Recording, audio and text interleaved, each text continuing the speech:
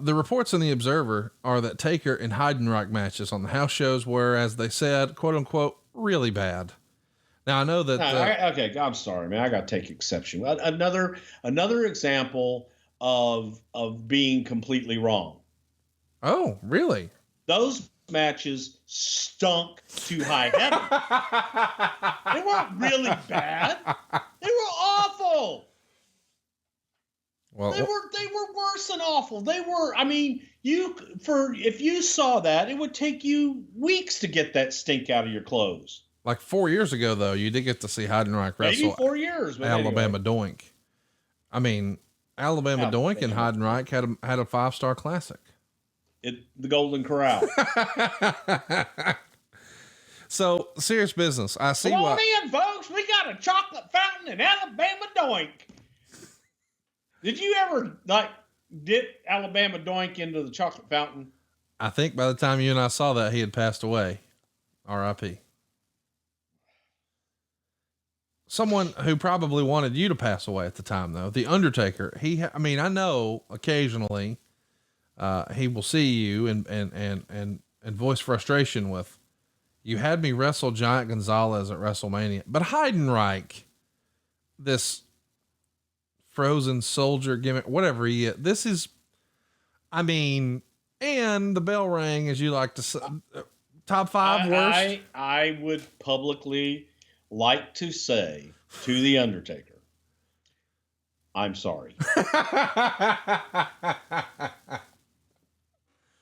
Next up, one of your favorites. The Undertaker is going to beat John Heidenreich in a casket match in 13 minutes and 20 seconds. I kind of would have liked to have seen John Heidenreich win this casket match at the Royal Rumble and send the Undertaker back to heaven, but it didn't happen here. Why would you want that? It was just fun seeing the Undertaker float to the sky. Well, because you're from Alabama, and Doink and Heidenreich, Alabama Doink, legends. They had bad blood back then, didn't they, Conrad? It's been a classic my whole life. Didn't you? This match is preceded by a Heidenreich and Gene Snitsky skit. There's these two horrible giants snarling, telling each other how much they like each other. Heidenreich tells him, "Hey, I like you, Snitsky, but I hate caskets." And Snitsky says he has a plan. Meltzer says, if the plan was to cancel this match, it would have been a hell of an idea. Snitsky ran in early and they did a double team using a mistimed double suplex on the Undertaker. So he landed badly, and you really have to feel so sorry for him trying to make lemonade unsuccessfully out of these matches. They went to roll him in the casket, but they opened the lid and a bandaged up Kane was there. Kane cleaned house for a while until he paired up with Snitsky. Kane and Snitsky brawled, and the scary part was this was the hottest part of the match. They ended up brawling out of the ring.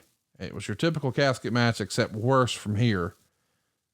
Heidenreich got Undertaker in, but he blocked slamming the door on 2 occasions, and the finish was really bad. First came a botched DDT spot, and then the Undertaker lost Heidenreich on the choke slam. Both times it was Heidenreich's doing. And finally, Undertaker used the tombstone and rolled him in the casket, 3/4 of a star. So it was, as JR used to say, bowling shoe ugly. Undertaker walks through the curtain. Does he just shoot you the death stare right away? Yeah, not pretty. Yeah, it was terrible to say anything. And here's the crazy thing, man. We make fun of Heidenreich and have fun with him. And John is super. I mean, he's almost childlike in his innocence sometimes, and just being nice. I don't remember if you were there when it happened, and you might have come by afterwards, but I was doing an autograph signing in Orlando at WrestleMania for an Orlando WrestleMania, and the contract signing the autograph signing was someplace else. And Heidenreich and the Alabama Doink guy got into a fight. But he wasn't all dressed up as Alabama Doink. He was just whoever the guy is that was Alabama Doink running the thing. And he and Heidenreich got into an argument over money. And Heidenreich broke a table and threatened to beat the crap out of the guy. And the guy, took off running and all this stuff. And people were around. And I just happened to be across the aisle and down a little ways.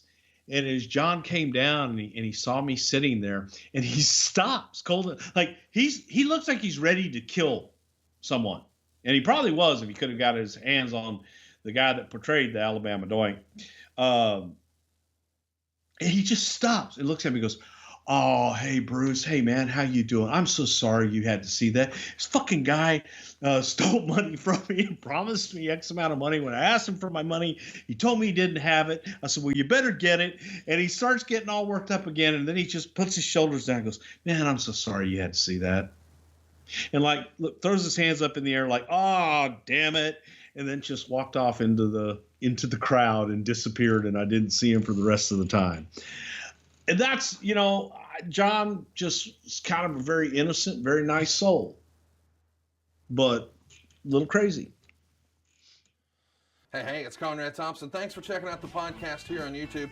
Be sure to hit the subscribe button and the notifications bell so you get a notice anytime we upload some new content. And go save yourself some money right now. If you're in a 30-year loan or you have credit card debt, it's not a matter of if I can save you money. It's a matter of how much. Find out right now for free at SaveWithConrad.com.